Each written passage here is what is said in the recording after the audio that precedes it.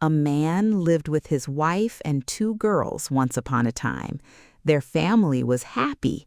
Each parent loved their child very much and also loved each other. The mother did get sick one day, though. The father and the girls cried for many days after she died. It was cold and quiet in the house. The dad finally admitted, "I can't cook. I'm not able to get water. The girls I have need a mom. Help me, please." He met a young, pretty woman one day. He liked her. When she smiled at him, it made his lonely heart feel better. "Please marry me," he asked in a soft voice. "Be my wife." The woman kept a close eye on him. She told him, "I will marry you, but I'm not going to watch your girls. Get rid of them. I'll come then." The father's heart hurt very badly. "She looks lovely," he told himself, "that she might love them in the end." "Okay," he said in a whisper, "they will be sent away." That night, he sat with his girls. His voice was shaking. "I'm getting married again tomorrow. My new wife doesn't like kids. You need to hide in the grain store. Don't stress, there will be food for you." The little girl's big sister held her hand. They were scared, but they paid attention.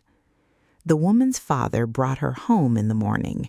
He told her, "The grain store is where the ghosts of my ancestors live.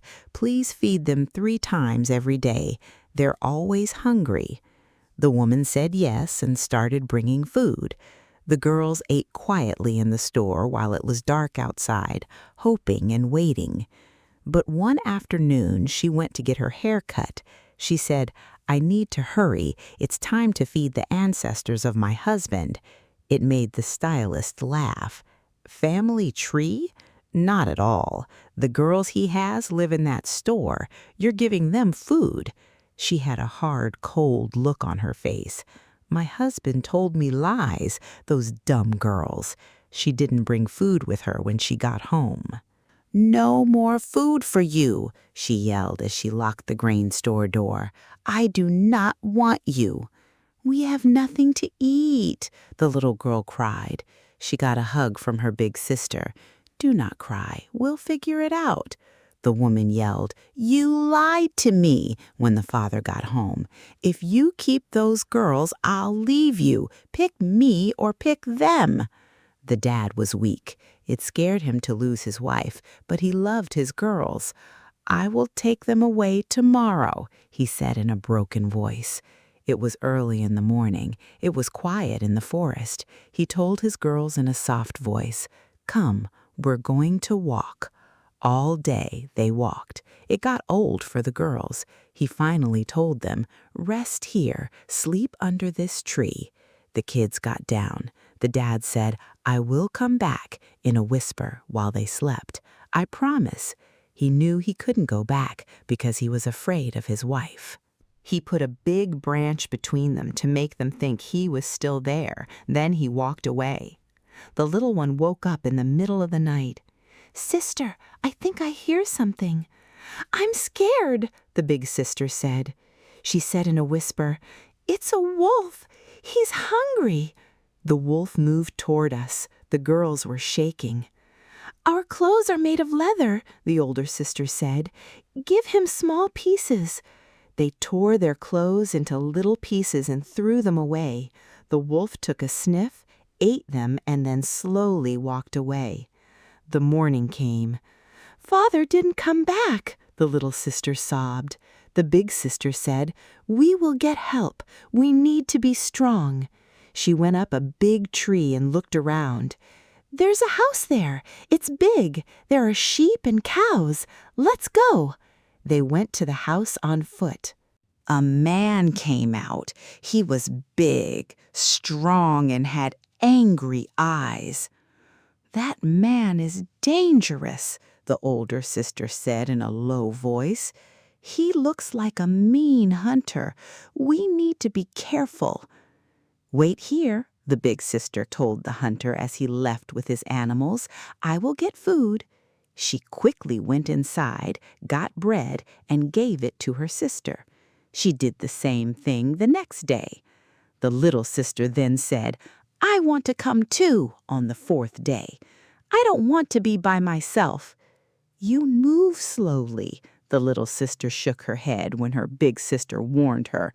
"I'm going to come." They ran together.